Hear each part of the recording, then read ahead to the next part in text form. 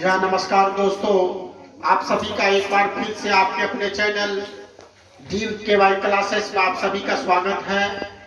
मैं एक बार फिर से आप लोगों के बीच आज ब्रीज से संबंधित, जी हाँ, कल एक वीडियो डाले थे ब्रीज से संबंधित में लघु ब्रीज खंड और दीर्घ ब्रीज खंड क्या होता है, जीवात, त्रिज्या, ये सब पढ़ाए थे। आज उसी को हम लोग आगे बढ़ाएंगे। आज हम लोग त्रिज्य खंड के बारे में जानेंगे कि त्रिज्य खंड क्या होता है।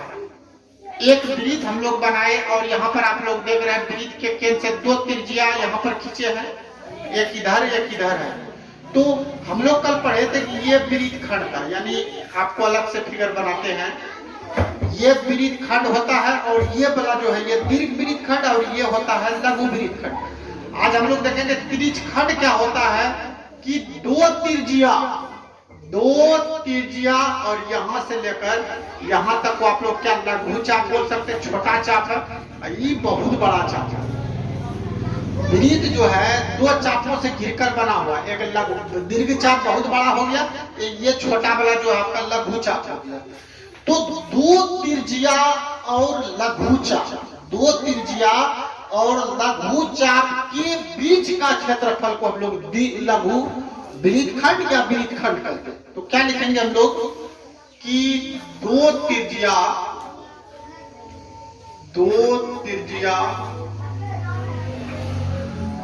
तथा लघु चाप, लघु मतलब छोटा, लघु चाप के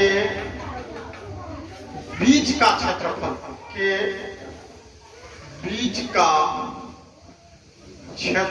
को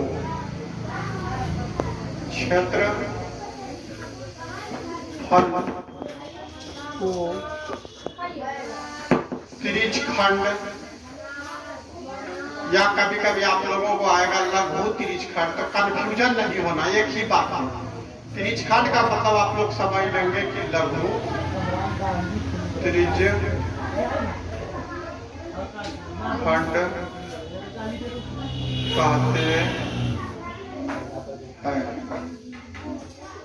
याद रखेंगे दो त्रिज्या तथा लघु चाप, यानी छोटा जो चाप है, दो त्रिज्या और लघु चाप के बीच वाला जो क्षेत्रफल, ये आप लोग जो देख रहे हैं इसी को हम लोग बोलते हैं त्रिज्य खंड या लघु त्रिज्य खंड। एक ही बात को आप लोग ध्यान में रखिएगा, लघु त्रिज्य खंड या त्रिज्य खंड। और लघु त्रिज्य खंड का क्षेत्रफल भी आप लोग याद रखिएगा, लघु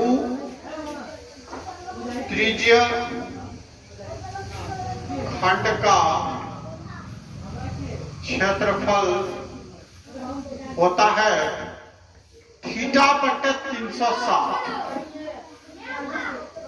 θ/360 इंटू πr²। πr² हम लोग ब्रीज का क्षेत्रफल जानते हैं, और ये जो है ब्रीज को एक छोटे भागों में बांट दे, जितना डिग्री का कोण बनेगा, हम लोग जानते हैं कि केंद्र पर 360 यानी 360 डिग्री का कोण बनता है, तो 360 में जितना डिग्री का कोण बनेगा उसी तरह डिवाइड कर देंगे पूरे ब्रीज का क्षेत्रफल में, तो त्रिज्य खंड का क्षेत्रफल निकल जाएगा। इसलिए सूत्र हो जाता है θ/360 गुना πr²। अगला आएंगे हम दीर्घ त्रिज्य खंड किसे कहते हैं, दीर्घ त्रिज्य खंड। दीर्घ त्रिज्य खंड फिर हम लोग समझने का प्रयास करेंगे। ये आप लोगों का जो दो त्रिज्या और ये जो बीच वाला क्षेत्रफल है, इसको हम लोग बोलते हैं लघु त्रिज्य खंड। दो त्रिज्या और ये जो क्षेत्रफल पूरे देख रहे हैं, ये वाला, कहने का मतलब ये हुआ कि दो त्रिज्या और दीर्घ चाप के बीच वाला क्षेत्रफल, दो त्रिज्या और यहां से लेकर आपको ये जो आप लोग देख रहे हैं, ये आप लोगों का लघु चाप है, यानी छोटा चाप हम लोग बोलेंगे लघु चाप, और यहां से लेकर इसे घूम करके यहां तक जो हो गया ये आप लोगों का दीर्घ चाप है। तो दो त्रिज्या और दीर्घ चाप के बीच वाला क्षेत्रफल को हम लोग बोलते हैं दीर्घ त्रिज्य खंड। वही लिखेंगे हम लोग, दो त्रिज्या त्रिज्या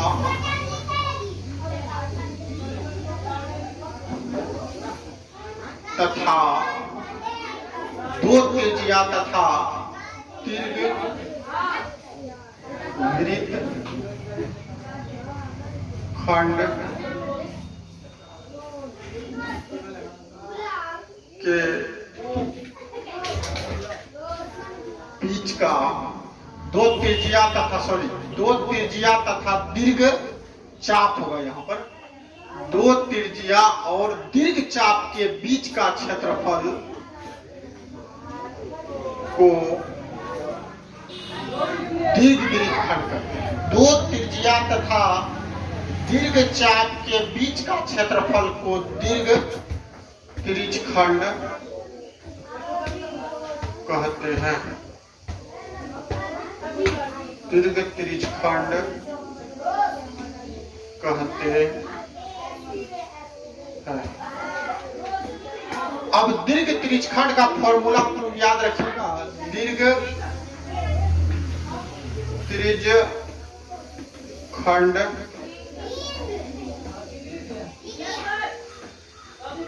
का क्षेत्रफल होता है। तो करना क्या आप लोगों को कि थीटा बटा 360 गुना पाई स्क्वायर। अच्छा एक बात बताइए, आप लोगों का थीटा है, ये पूरा जो है 360 में अगर ये थीटा को घटा देंगे तो बाकी ना क्षेत्रफल बच जाता है। 360 टोटल है और 360 में इसको घटा देंगे, ये जो बाकी का क्षेत्रफल वही है दीर्घ त्रिज्य खंड। तो क्या करेंगे हम लोग कि 360 माइनस थीटा बटे 360 गुना पाई आर स्क्वायर, ये आप लोगों का हो गया दीर्घ त्रिज्य खंड का क्षेत्रफल। इसी में एक क्वेश्चन कभी कभी चाप की लंबाई पूछ देता है। तो चाप की लंबाई का एक फॉर्मूला याद रखना आप लोगों को। चाप की लंबाई बराबर होता है थीटा बटे 360 गुना 2 पाई आर। याद रखेंगे हम लोग थीटा बटे 360 गुना 2 पाई, यानी तो इसको इस तरह भी बहुत विद्यार्थी याद रखता है। ये दो को अगर कैंसिल कर देते हैं तो थीटा बटे 180 गुना पाई आर, एक ही बात हो गई। थीटा बटे 360 गुना 2 पाई आर या थीटा बटे 180 गुना पाई आर, एक ही चीज है। दोनों हम लोग याद रख सकते हैं। कल हम लोग वृत्त खंड, लघु वृत्त खंड और दीर्घ वृत्त खंड भी पढ़ लिए थे। आज त्रिज्य खंड और दीर्घ त्रिज्य खंड पढ़ लिए। कल हम आप लोगों को आएंगे इससे संबंधित मैथ लेकर। बस आज यही तक रहने देते हैं। धन्यवाद।